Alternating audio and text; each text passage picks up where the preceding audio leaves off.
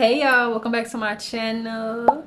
Today's video is another Chats with Danreael. In my Chats with Danreael videos, we talk about topics that can help us grow, topics that intrigue our mind, things that we can all discuss as people because we can all relate to some of these things. So before we get started, don't forget to like the video, subscribe to the channel. Now let's get right into the video. Today's topic is going to be toxic relationships. I know a lot of us have dealt with toxic relationships, whether it be with the actual partner or whether it be with a family member, whether it be with a friend.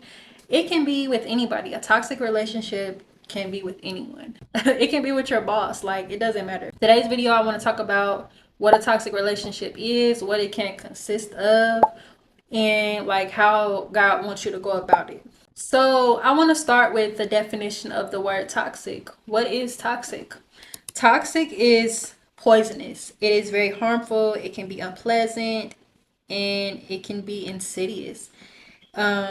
These words, when you think of these words, when you think of the word poison, when you think of the word insidious, when you think of the word unpleasant or pervasive, like, all of these are bad words. And if you know what a relationship is, especially what God defines a relationship is, you know that these two things do not go together. Toxic and relationship. A relationship is supposed to consist of love.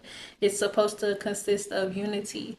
It's supposed to consist of care, comfort, like, it's supposed to be love. Let me give you the definition of relationship. Relationship is the way in which two or more concepts, objects, or people are connected, or the state of being connected. The state of being connected by blood or marriage. So yes, when you think of a relationship, it's supposed to be something that's together. It's supposed to be love. It's supposed to be unity. It's supposed to be respect. It's supposed to be good things. So when you're in a toxic relationship, you rob yourself of the actual relationship aspect of things. When you are in a toxic relationship, some of the things that you may deal with are jealousy, manipulation, toxic communication, unmet needs, gaslighting, criticism, lack of trust, walking on eggshells. You may even deal with abuse. Like, there's so many things that you can deal with when you are in a toxic relationship. And I want to remind you that God don't want that for you. God wants your relationship with the person that you're pursuing, the person that you are supposed to be, wanting to get married to. I would hope He wants that relationship to be full of love, to be full of trust, to be full of communication, to be full of the things that God sees fit for your life. When you allow a toxic relationship to fester in your life, to stay too long, you let the enemy, the devil, rob you of your blessings. You let him rob you of the potential of real love in your life because you're holding on to something that's negative. Now, I have a verse that I want to share with you. It is 2 Corinthians 9:8. It reads, "And God is able to make all grace abound toward you, that ye always having all sufficiency in all things may abound to every good work." Now, I have another translation that I want to read to you to, make it a little bit more clear. This is from the Passion Translation. It says, "Yes, God is more than ready to overwhelm you with every form of grace so that you will have more than enough of everything, every moment, and in every way. He will make you overflow with abundance in every good thing you do." So I want to remind you that the God that we serve, the God of the universe, the God of the whole earth, He wants you to have goodness in your life. He wants you to reap the things that you are sowing.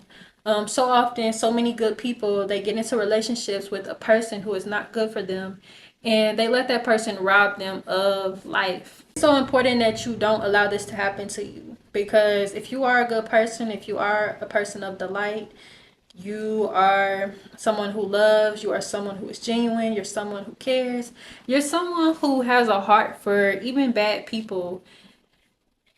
It's important that you protect yourself, because if you are a light, people are going to be attracted to you. Negative people, positive people, many different things are going to be attracted to you naturally. So it's important that you have the spirit of discernment to know, like, is this person good for me? Is this person someone that God wants me to deal with? Whether it's a friend, whether it's like someone that you are going to pursue to date, to marry, whether it's any type of connection or relationship that you're going to pursue. It's important that you go to God about it. Like I said, toxic relationships are affecting so many people, and the way this generation is set up, they have normalized it. They think toxic relationships is cute. They think being toxic and having toxic behaviors is something to glorify. And that right there, that's crazy to me, because nobody knows what real love is when you begin to allow that to become normal, because that's not normal. And you wonder why so many people are depressed, so many people are committing suicide, so many people don't believe in God, so many people have just given their life over to sin, so many people are in prostitution, so many people are just lost. And you have to really wonder, like, why is this happening? What can I do to make a change? That's really what you got to ask yourself. What can you do to make a change? Whether it's letting go of that toxic relationship that you in, or helping educate other people. But yeah, it's so many people dealing with toxic relationships. I've been in toxic relationships before, and I just want to tell you and remind you that it's a waste of time. It's a waste of time. Some people, they need more help than you can help them. Like, they might need mental health help.